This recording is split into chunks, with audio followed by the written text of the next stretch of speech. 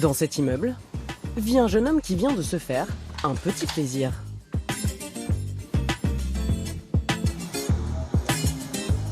Ce passionné de jeux vidéo joue désormais sur ce grand écran. J'ai voulu changer et prendre une télé plus belle et plus grande pour pouvoir jouer, regarder des films, etc.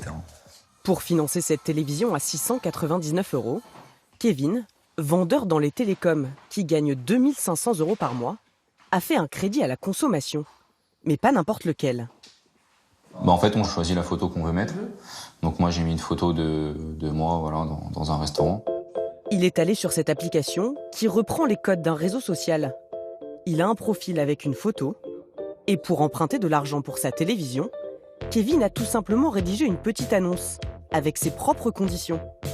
Il a choisi le montant, la durée de remboursement de 4 mois, écrit un petit descriptif et surtout, il a déterminé lui-même le montant des intérêts qu'il paiera non pas à une banque, mais à des particuliers. Donc montant du don, 100 €. Soit un taux d'intérêt plutôt élevé, 20%.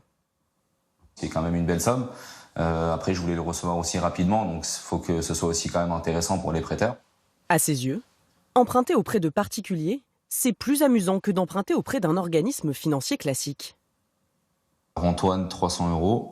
Samuel, 300 € et Alice, 250 €. Vous les connaissez, ces personnes ? Non, je les connais pas et je les ai jamais vus. On a vraiment l'impression de prêter à un ami puisque c'est un style de réseau social en fait.